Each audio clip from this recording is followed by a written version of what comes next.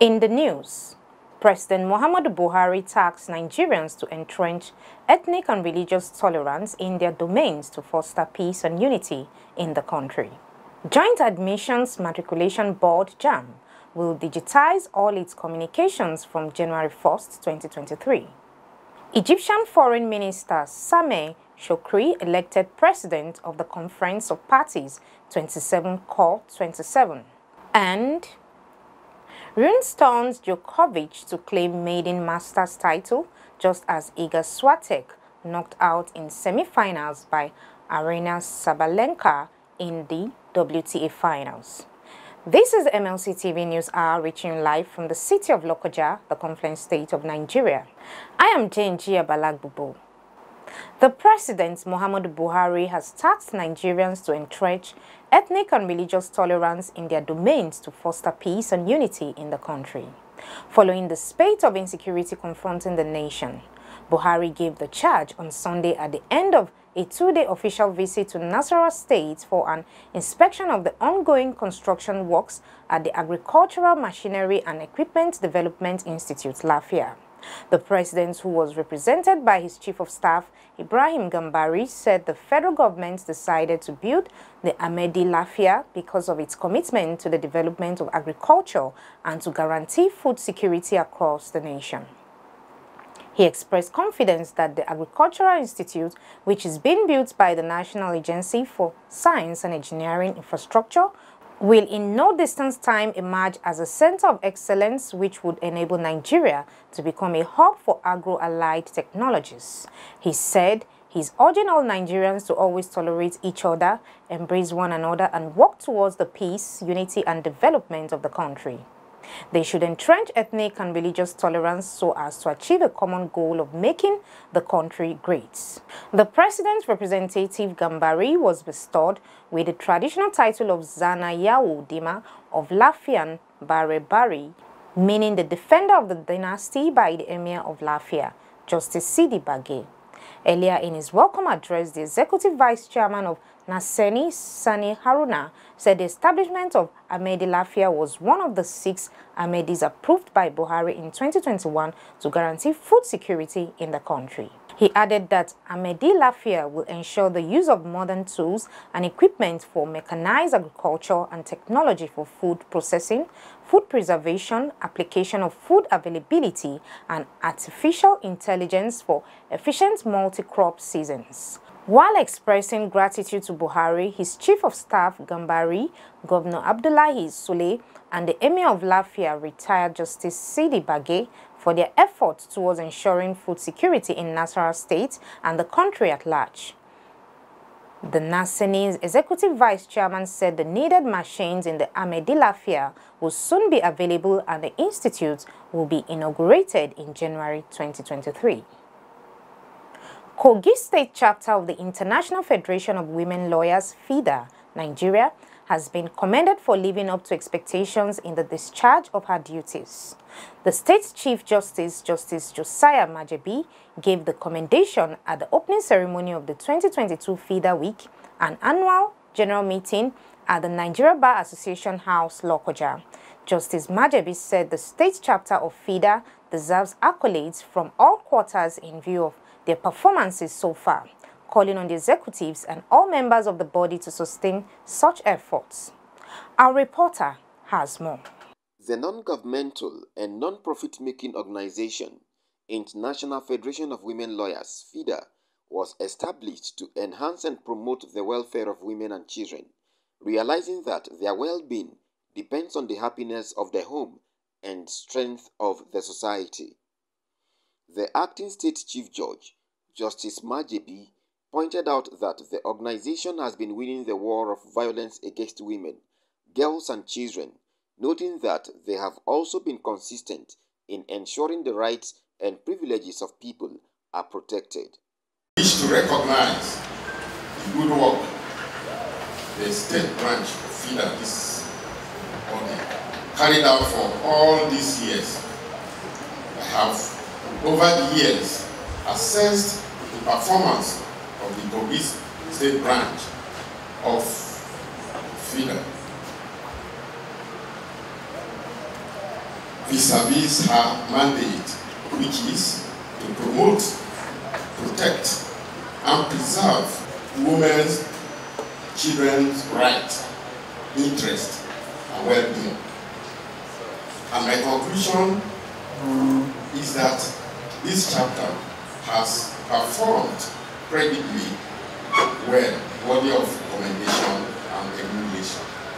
The Kogi State Chairman of FIDA, Ajuma Lillian Okolo, assured the commitment of the association to stand in the gap and serve as a voice for women, children, and the vulnerable ones in the society, adding that she was happy about the successful meeting. What they should expect is more of our services. Our doors are continually open. We have our hotlines, and we are there to respond to issues of women and children, and we will continue to do that. We are believing that we will get the resources to do that, because we need to translate them into books and even audio messages that we can take to the radio station and air. And all these things are money. So as soon as our finances improve, definitely we'll do that. In their separate goodwill messages, the retired Chief Judge of Kogi State, Justice Henry Olusiyi, and Ibrahim Sani Mohammed, Kogi State Attorney General and Commissioner for Justice, enjoined FIDA to keep up the good works they have been doing and assured of the state government's continuous support to the organization at all times. Women and children are the most vulnerable when it comes to roughness in the society, and FIDA is standing as an umbrella for such category of people.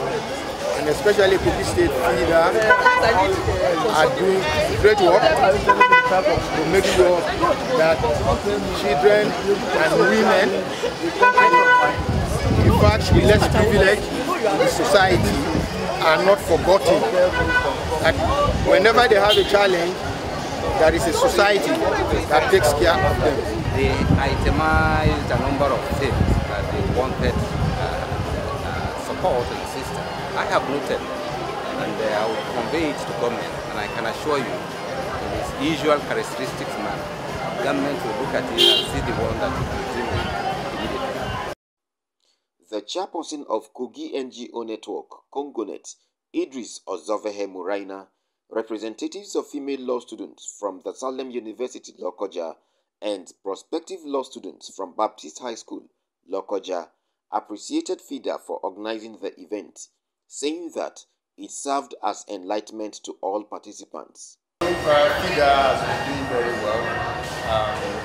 Their objective is to promote, protect, and ensure that the girl child, women, are always protected. They've started very well again, and we know they still have a lot of activities lined up.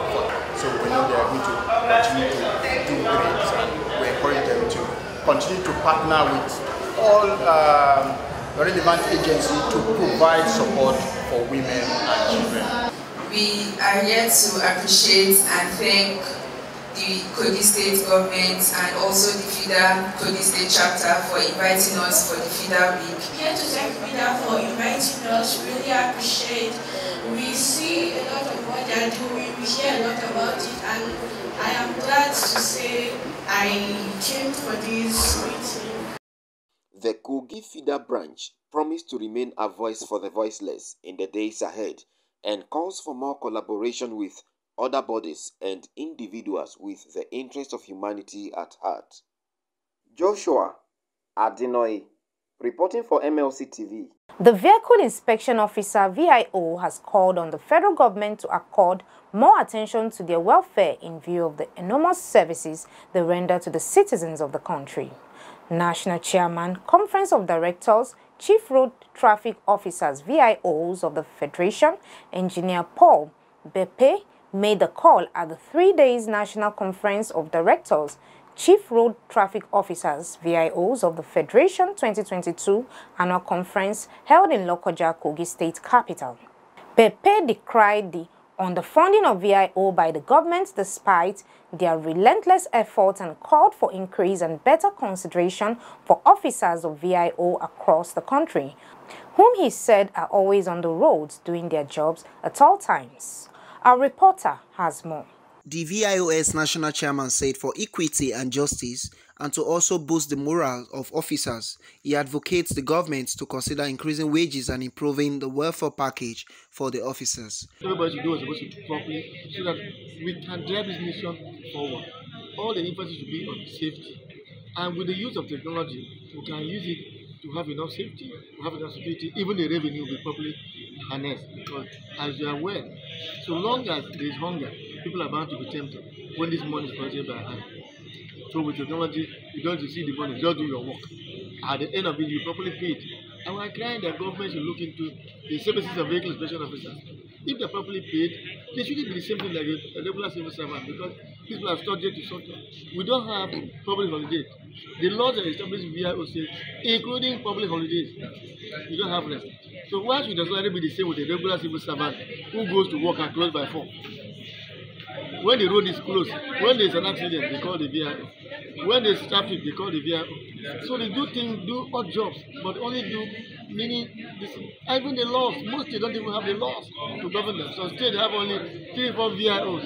It's not possible. So that's why there's need for them to come together annually, that is, to see where we can do. I'm happy for the Transition Commissioners Forum because they're doing a lot to make sure that each state live up to expectation. And now that we're going to have the VIOs Academy in Abuja, it's going to be a good thing for us. And we are showing Nigeria that sooner or later we'll be there for safer roads on this country. Speaking about the conference with the team leveraging on technology as a tool for motor vehicle administration to enhance road safety, security and revenue, he explained that the job description of VIOS nationwide is enormous. Hence, the need to always brainstorm on issues that will lead to the success of the various agencies in the transport sector. He stressed that despite the increased numbers of various road agencies, the job description of VIOS is intact, calling for more cooperations among the agencies for smooth activities. The Kogi State Chief Vehicle Inspection Officer, Engineer Ahmed Enesi Dauda, expressed gratitude to God for the hosting right granted to Kogi, describing it as a huge privilege. Engineer Dauda said that VIO plays a critical role in nation building, stressing that the outfit remains committed to our duties both day and night. 3 years ago, we were supposed to be in the line, but COVID-19 could not allow us.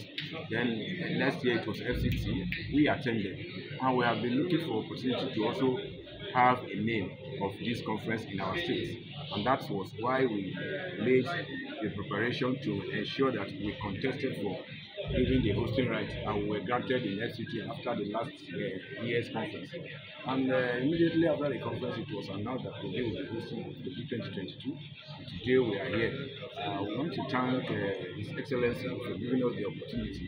His Excellency Yahya Adoza-Bello for granting the permission to host this conference, and his support towards this conference is very, very apt, because without him, we wouldn't have been able to get to where we are today, because he gave us the room, he gave us the financial support, and he gave us the enabling environment.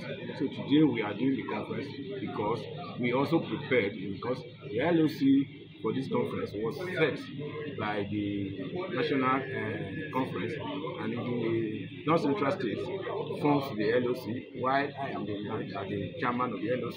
So we have met more than 2 times in Kogi State, LOKOJA here, to start making preparation and with the preparation.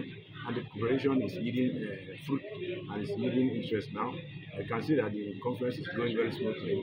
I want to thank His Excellency Yahya Adoza-Bello for giving us this opportunity to be able to host this conference.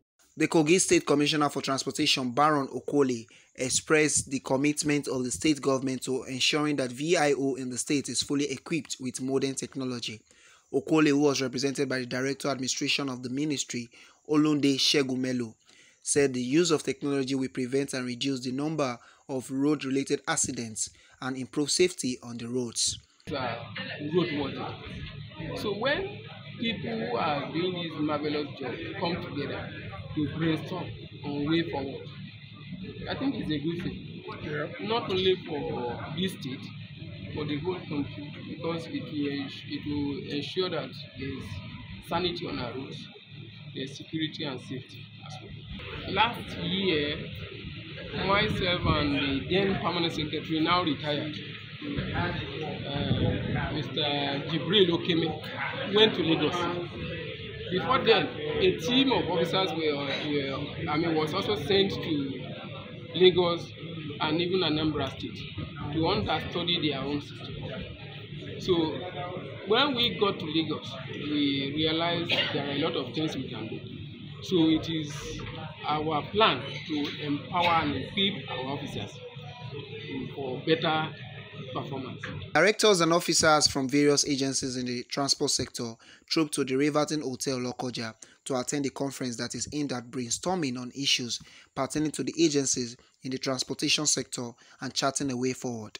Matthias Ayodeji Peter reporting for MLC TV. The Lagos State Traffic Management Authority last March says it will begin impoundment of unpainted commercial vehicles. This is in view of the need to comply with the rules and regulations guiding the operation of all commercial vehicle operators in the state. The General Manager of LASTMA, Bolaji Oreagba, warned that all intrastate commercial bus operators must ensure that their vehicles are painted in red or yellow with black stripes or be impounded by the government. Speaking on Saturday in Oshodi, Lagos, Oreagba said the agency would begin an enforcement exercise on all unpainted commercial vehicles from Monday across the states. He said the warning was to ensure that commercial bus operators, especially those on intrastate services, comply with the existing law of Lagos State Transport Sector Reform Law 2018 in order to restore sanity on the roads and protect the lives and property of Lagosians. The LASTMA boss emphasized that all minibuses known as Danfo, including Korokwe, should be painted in yellow with black stripes, while mass transit buses with 2 doors are to be painted with approved red color by operators. Oreagba also noted that all buses that have been authorized to ply Victoria Island and its environs with an approved color must all be registered through the various established offices. The General Manager therefore urged all commercial bus operators to comply with the warning in their own interest. He added that LASTMA officers had been directed to impound any commercial bus not painted in the approved Lagos State color of red or yellow with black stripes, and that any vehicle impounded would not be released until the needful was done in accordance with the law. He also advised all intrastate commercial bus operators to desist from violating traffic rules like illegal parking, loading or discharging of passengers at unapproved bus stops, driving without seat belts, driving on curbs, medians, walkways, BRT corridors, driving against traffic, illegal U-turn and obstructions, among others. The Joint Admissions Matriculation Board has said it will digitize all its communications from January 1st, 2023. Speaking on Sunday to journalists in Lagos, JAMB Registrar Professor Ishak Oloyede explained that this would ensure the full transition from a paper communication system to a paperless regime. He noted that the digitization process would handle all issues concerning admissions under its CAP system and other issues to be put on JAMB's integrated brochure and syllabus system. Oloyede said this would reduce delay in the conduct of the board's critical operations, increase efficiency, track communication and archive records of communications. Oloyede added that for smooth operation of the paperless regime, the board would meet with all tertiary institutions virtually on Monday, the 14th November 2022, saying the meeting will be held in 2 batches on the same day for northern and southern tertiary institutions. He said also in attendance will be the 3 regulatory bodies, the National Universities Commission, National Commission for Colleges of Education, and the National Board for Technical Education. Oloyede said this meeting is to formally roll out the paperless regime to acquaint the heads of institutions, regulatory agencies, registrars, and admission officers with its operational modalities. The Celebrity International School Montessori Science and Technology has donated relief materials to flood victims in Kogi State. The materials include tubers of yams, wrappers and cartons of noodles with the aim of alleviating the sufferings of the victims. The management of the school handed over the relief materials to representatives of the State Emergency Management Agency, SAMEH, for onward distribution to the affected people. Our reporter has the details. Aside from the normal academic activities, the Celebrity International School Montessori Science and Technology Phase 2, LOKOJA, KOGI State, which was established on the 18th September 2017, had since been empowering the children who passed through the four walls of the school to learn trades such as metal, wood, electrical, electronic, computer programming, and homemaking. Following the havoc wreaked on some citizens of KOGI State by the 2022 flood, the school management engaged in the act of rendering helping hands to the victims as part of her corporate social responsibility to the immediate community. The school principal, Prince Onyeka, noted that the 2022 flood, though natural, has rendered many homeless and also put a stop to the people's means of livelihood in the state. Hence, the choice of the school to support the victims. This is a program aimed at helping to alleviate the sufferings of internally displaced people, especially as a result of flood in the environment. And our environment is KOGI, LOKOJA and environment. So we are making this donation to help to partner with the state government, the SAMEH, to alleviate the suffering of such people in the society. While receiving the items, the director, Relief Department of the KOGI State Emergency Management Agency, SAMEH, Ajibade Abimbola, commended the school for extending hands of fellowship to flood victims in the state. For a school to provide this kind of materials to the state and to the victims. So what they've done this morning is a great thing, and it is something worth appreciating. We are giving you 100% assurance that these materials will get to the affected victims, especially those that are displaced during the flood. The administrator of the school, Amechi Chichetaram, said the school decided to help in ameliorating the sufferings of flood victims because of the challenges they passed through, stressing that the victims needed help now more than ever before. We wish to encourage them to contribute and make sure that some of these people suffering from this problem could be assisted. Most of their farm works and household items have been destroyed. So it will be of a very good thing for them to join Celebrity International School to assist some of these people, these displaced people. The school head girl, Jimo Fancy Iniolua and Omeza Jedediah, the school head boy, both commended the management for not only teaching them theories, but practicalizing what the school stands for. They promise to be good ambassadors of the school and serve as agents of positive change in the society. I feel it's an act of philanthropy and also teaches us that we should be kind to the less privileged, and then when we get to higher position, we should help those friends. Whatever is said has a greater effect to the brain than what is written. So it's like a practical work of thought in our civic and social mission, promotes charity and good works to the society. So like this great set of education, Celebrity International School, and not just taught us in the theoretical aspect, but it's giving us a great practical, by a great act of philanthropy to the whole state, that giving out is a very high educational school and promotes good for these things. 252 bars of yams, 20 wrappers, and 5 cartons of noodles were the materials handed over to SAMEH by the school for onward distribution to flood victims in KOGI State. Joshua Adinoy, reporting for MLC TV. We go on a short break. We'll be right back. Get human interest stories right here on MLC TV with entertainment, sports, business, culture, tourism, and fashion news stories all featured on MLC TV.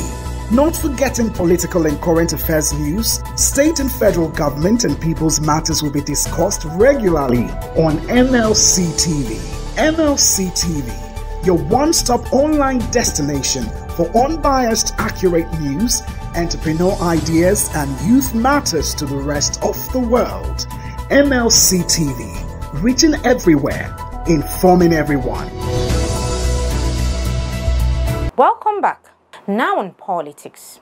The people of EIKA, OHIZEYIN in Okehi local government area have come out in a large crowd to walk in solidarity to support candidates of the All Progressives Congress APC. The crowd was led by the Okehi Council Chairman Abdurrahim Ohiare and all EIKA OHIZEYIN government officials and party faithful. Ohiare assured the people that if the presidential candidate Bola Ahmed Tinubu wins, the nation will be better, enhanced economically, in industrialization and security-wise. He promised to deliver Okehi APC of both Senate and House of Representatives, including the State Assembly candidate in the 2023 general elections. Our reporter tells us more. APC party faithful in their thousands walked on the street of OHIZEYIN of Okehi local government area to throw support for the All Progressives Congress presidential candidate and his running mate Bola Ahmed Tinubu and Kashim Shettima. Also for the senatorial, House of Representatives and State Assembly members. The crowd led by the Okehi local government chairman Abdurrahim Ohiare were singing victory ahead of 2023 general elections. He called for support for all the APC candidates and assured the people of a better Nigeria if Tinubu is elected. APC is a ruling party, and APC has done wonderful well in Kogi State and in Okehi and by extension in Kogi State. You can see the kind of project His Excellency has displayed. In the history of Kogi State, we have not gotten it fine like this. Go to Kogi State University, you will see what it was before. It was like a glorified secondary school. But the coming of His Excellency, most of the courses there have been accredited and structures have been established here.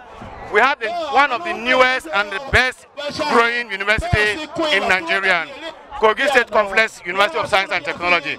It's under the leadership of His Excellency. Reference Hospital in Okene is one of the best in the whole Africa. You can only get it in what do you call it? In Egypt. So APC have done marvelous well. In security-wise, His Excellency is the best governor that performed very well in security. EIKA belongs to APC. APC is EIKA. And that's what we're going to do. We have just done with the street walk.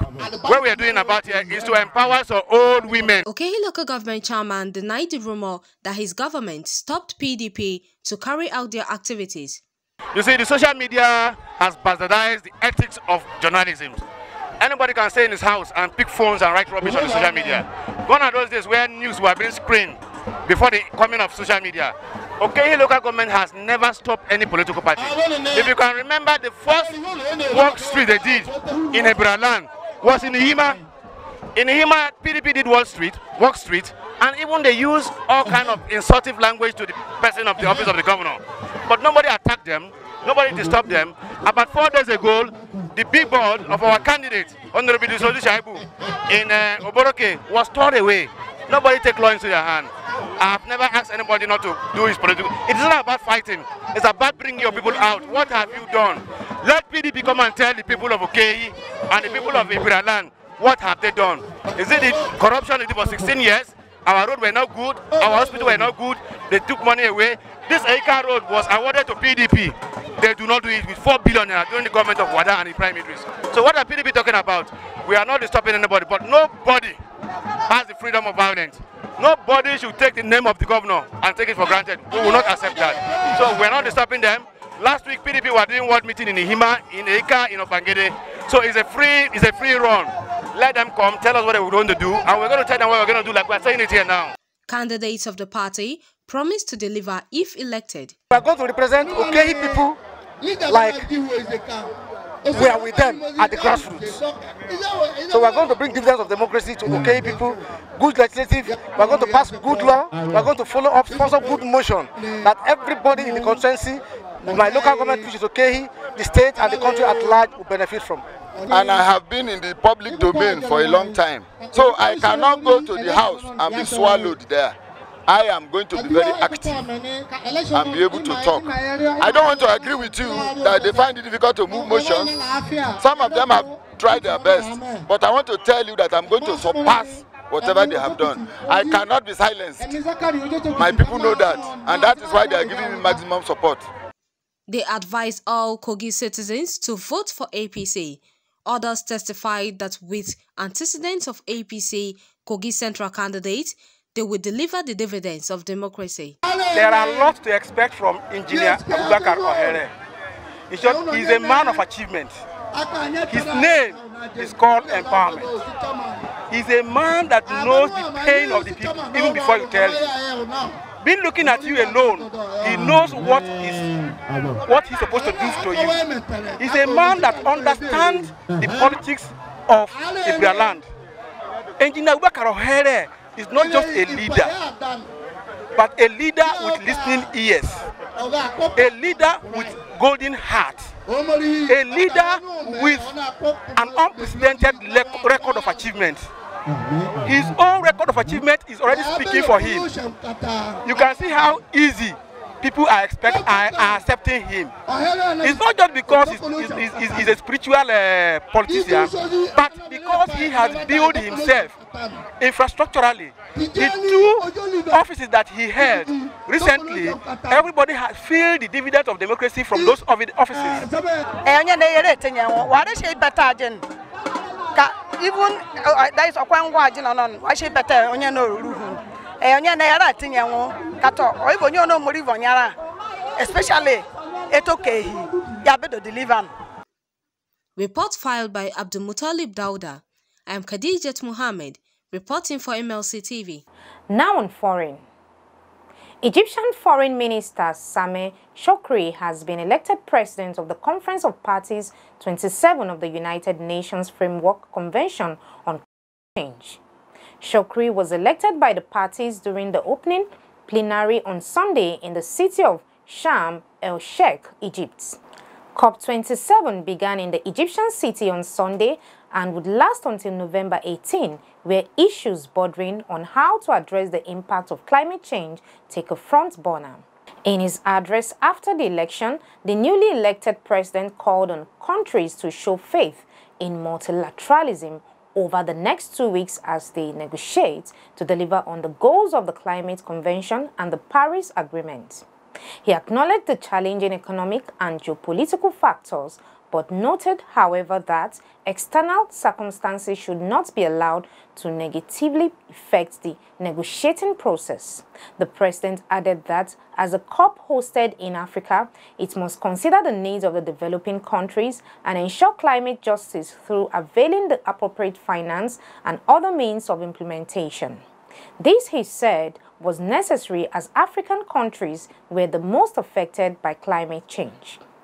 The new COP president acknowledged the tireless efforts of his predecessor, COP26 president, Alok Sharma, and commended him and his team for their efforts and dedication with everything they achieved in hosting COP26. President Joe Biden and ex-President Donald Trump held dueling rallies as the election to reshape Congress entered its final campaign day.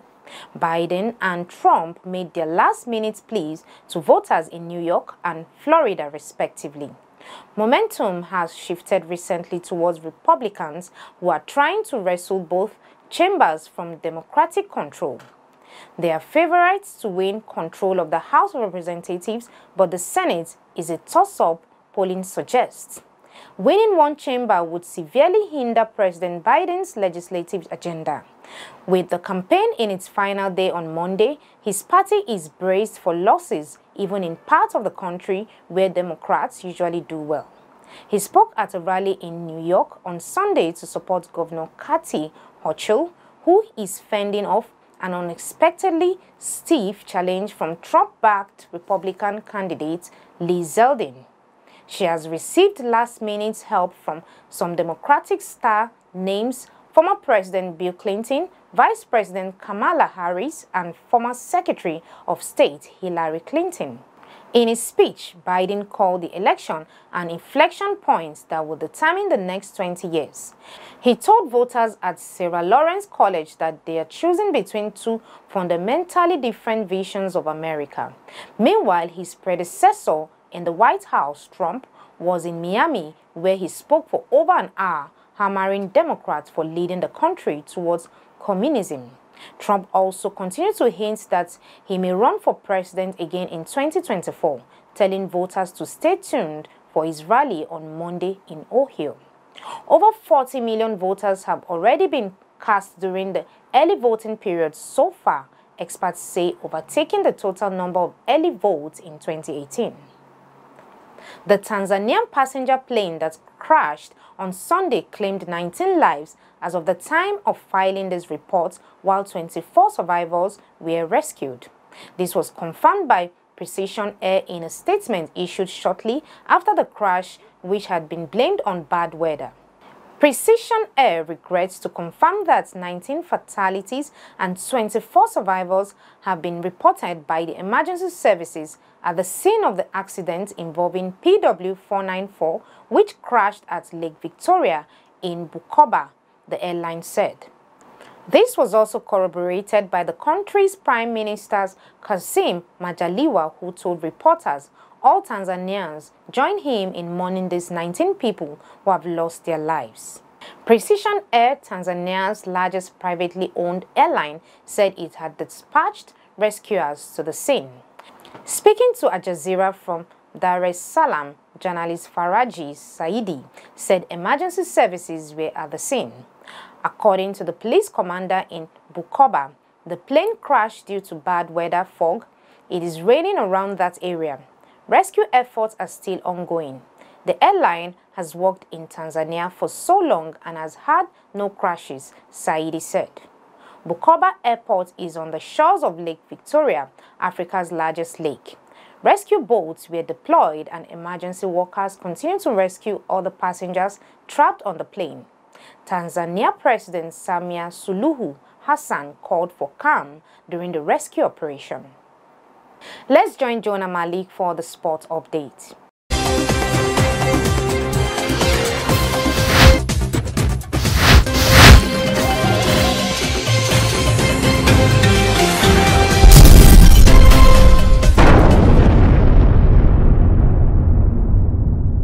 And on sports update, Nigerians representative in the CAF Confederation Cup, Rivers United and Plateau United have hit Libya for the second leg of the playoff against Al-Nas Benghazi and Al-Qadat, the Punch report.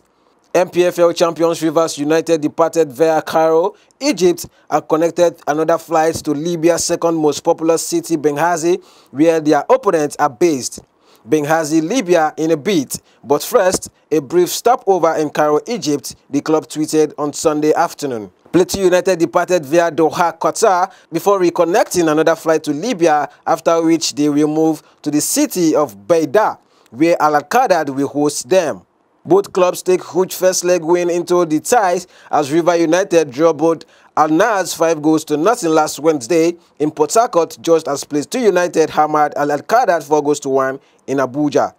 Rivers United cruised to the victory in Port Harcourt, sending strong signal to making the group stage, while their opponents returned home with a fainting hope of overturning their result in Libya. Having won 4-1 in Abuja, Plateau United have done most of the work by scoring high, but the away goal recorded by Al-Qadat also means that they must ensure the Libyans do not win by more than 2 goals margin. And straight to tennis, Denmark teenager Holger Rune stunned defending champion Novak Djokovic in the Paris Masters final to claim his first ATP Masters title. The 19-year-old denied Djokovic's hope of a record extending 7th Paris title with a 3-6, 6-3, 7-5 win. He becomes the youngest winner of the Paris tournament since Boris Becker in 1986. The victory will lift Rune into the top 10 for the first time when the new world ranking are published. World number 7, Novak Djokovic broke for a 3-1 lead in the opening set, but Rune broke early in the second to then take it to a deciding set. The Den also recovered from being 3-1 down in the third before breaking for 6-5 to serve for the match. He saved 6 break points against the Serb in the final game before securing the title after 2 hours and 34 minutes.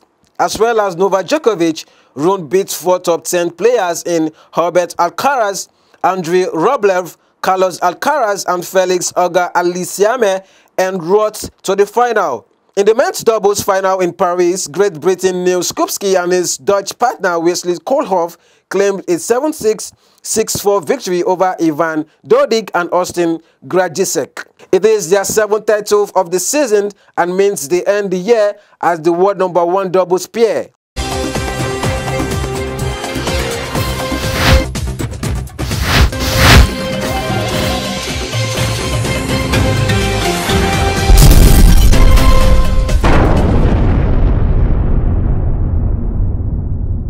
Thank you, Jonah, for the sports update. Over to Matthias Ayodeji Peter for the entertainment news.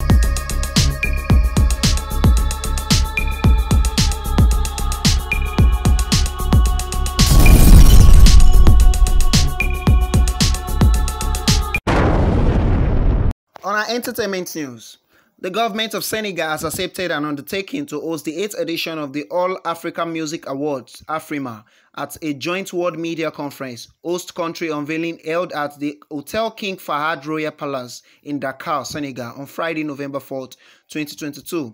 The awards ceremony will now be held from January 12 to 15, 2023 in Dakar, Senegal, shifting the previous date up by 4 weeks as jointly announced by the International Committee of AFRIMA, the African Union Commission and the Republic of Senegal. This also means that the voting deadline for the nominees will now be shifted till January 13, 2023 at 2300 Central African Time. This will be the first time the main award ceremony will be held in a francophone country after past editions. In attendance at the conference were the representatives of Senegalese Minister of Culture and Communication and Minister of Tourism and Air Travels, Special Advisor to the President of Senegal, Dr. Massambi Gaya, alongside local and international media professionals, AFRIMA delegates, African Union Commission officials, African music stakeholders, 8 AFRIMA nominees and African DJs. Iba One from Mali, DJ Neptune from Nigeria, DJ Mo Green, French Algeria, amongst others. The Head Culture Division, Social Affairs Division, African Union Commission, Angela Martins, said that the African Union is excited to have the awards host in a francophone region. As the whole world gets towards the 8th edition of the All-African Music Awards, AFRIMA, African music lovers are encouraged to keep voting intensively for their desired winners, using the voting portal live at www.afrima.org and take part in the event on social media platforms. The event is scheduled to commence on Thursday, January 12, 2023 with a courtesy visit to the president of the host country, while a host city tour, school visit and gift presentation as part of AFRIMA's CSR, as well as welcome soiree will be held on the same day. The 4-day event continues on Friday, January 13, 2023 with the African Music Business Summit and the African Urban Music Fest, while the main rehearsals and nominees exclusive party will be held on Saturday, January 14, 2023. The event will climax on Sunday, January 15, 2023 with the live award ceremony broadcast by 104 TV stations to over 84 countries around the world. Still in our entertainment news from Africa, in our latest show in France, Nigerian superstar Yemi Alade sold out the 2,000 capacity Olympia Hall in Paris as she thrilled the audience with her hit singles. The show took place on Sunday, 6 November 2022, and it had fans singing along to Yemi Alade, who since she emerged in the mainstream of Nigerian music in 2013 has gone on to establish herself as a star. The award-winning singer is one of Africa's biggest music exports, with her music finding an audience across the continent and beyond.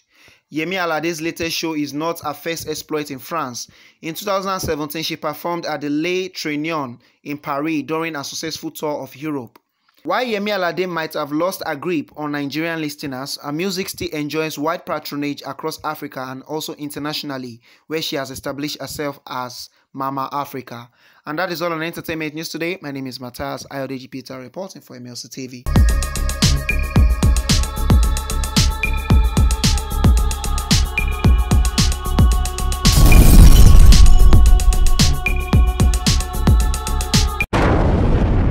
Thank you, Matthias, for the entertainment update. And that is the size of our package today. Join us tomorrow at this same hour to watch our news as we give you updates on happenings within and across the globe. Don't forget to subscribe to our YouTube channel, MLC TV, like and follow our Facebook page, MLC TV, Instagram, MLC TV 2021, and Twitter at MLC TV 1. For your events, coverage, information, contribution, advert, and sponsorship, please call any of our numbers displayed on your screen. Join us Fridays and Saturdays to watch our special programs. It is MLC TV, reaching everywhere, informing everyone. I am Jane Balagbubu. Please continue to be your brother's keeper to build a united and peaceful society together. Good day, and thanks for watching.